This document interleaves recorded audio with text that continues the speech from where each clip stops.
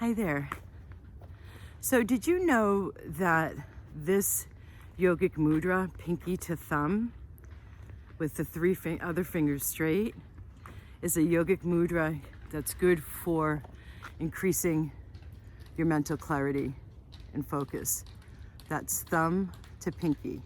And you can see what my ring finger is doing. It might wanna bend too. But that mudra, these are typical hand positions that we do when meditating for particular outcomes. Traditional Chinese medicine also understands that each finger is related to a planet, as does the yogic culture. And so it's been understood over time what different effects of these mudras, a little bit like the acupressure points concept, have what influences. And so I give that to you because I know that, you know, as a personal trainer too, this is the time of year when people fall off their gym memberships that they so excitedly and hopefully enrolled in at New Year's with their New Year's resolutions. And so I know some people could be losing momentum at this point, but it's also mostly because I see people through the years of doing this work that I do, sabotaging their desired co-creations or their manifestations, either just as it's like about to manifest and physicalize, or a bit before that. And so I have an event coming up on the 22nd of February 2022 that you can still get an early bird price for if you're in before Sunday night at midnight New York time, that is going to be giving you tips like what I just did, but even more than that, obviously much more than that. And there's even some slight holistic health and wellness tips I want to give. Like, I'm a flower essences practitioner, and there's a flower essence that is helpful in sustaining your focus. And I don't mean your attention span.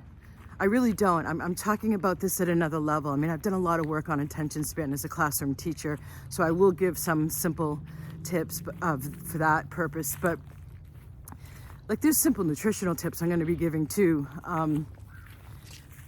So then I'll go into some clearings and activations to really get at helping you have a better embodiment of going the distance. Because it's a different language when we're manifesting from the metaphysical or the multidimensional, bringing something that's not yet created into creation. So like when you're a gardener and you plant a seed, or when you're housing a baby in your womb for 9 months, you can't see it yet unless, you use a sonogram. But you can't see the seed. And manifestations kind of grow at that same rate. It's an organic process. It's working with universal laws, not human-made laws. And so the ego mind can tend to judge away and give up if it hasn't shown up yet. Or even like when you need to veer course in the process of manifesting something, and you give up instead of veering course. Like the mental labeling and judging and evaluating that the ego mind does so well and helps us chop up all the data so we can navigate the physical plane successfully and easily. It's really of no use when it comes to manifesting and sustaining the necessary energetics to allow yourself to allow what you're desiring to come into physicalization out of the metaphysical.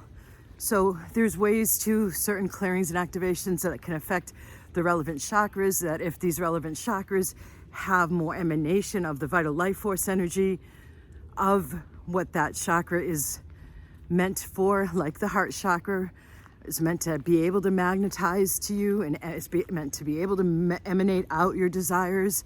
So the stronger that chakra is, i.e. I'll go in and do relevant clearings and then activations to help it have more life force flowing through it instead of blocked, the more you're going to have your energy field working for you and your consciousness working for you.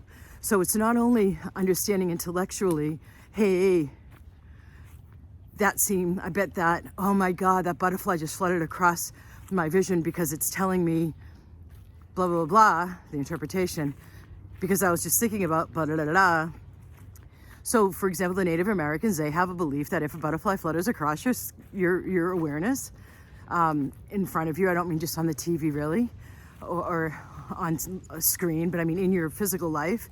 That means whatever you were just thinking about was accurate. That's one possible interpretation of a butterfly.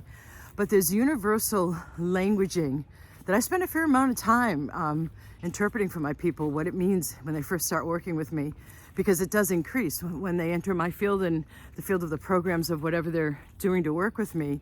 That communication does increase because it helps.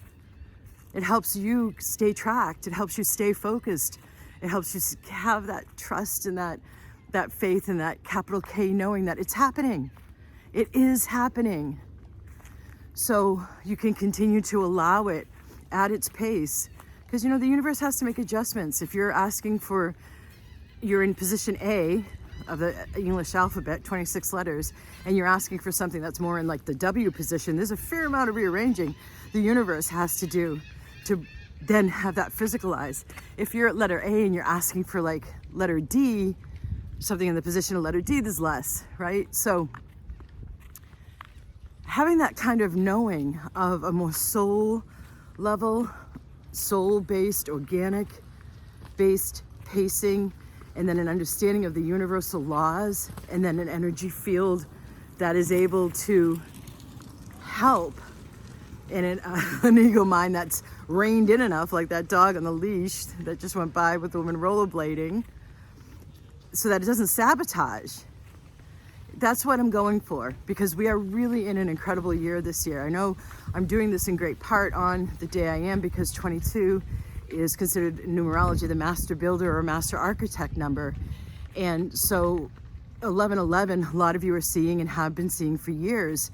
And that's a great number to see, and that's more spiritual. Whereas the 2022 is more about bringing those spiritual awakening or spiritual energetics down into the physical and building. As if you've been following me for any length of time, you know that's what I'm about. Marriage in these times between 2012 and 2032, greatest shift of grandest evolutionary shift the humanity has ever gone through, or the greatest evolutionary shift humanity's ever gone through. And so we're around the bend now in the second half of that. And now it's less about the cleansing and the purging, it's more about the building. And so it's no coincidence that I'm doing this event at this time and using the natural alignments that are happening according to universal laws that have been understood since ancient times to help get the biggest boost to your system and your beautiful heart, so that we can build the most beautiful new golden era possible. Yeah? Okay, lovelies. I'll see you soon. Namaste.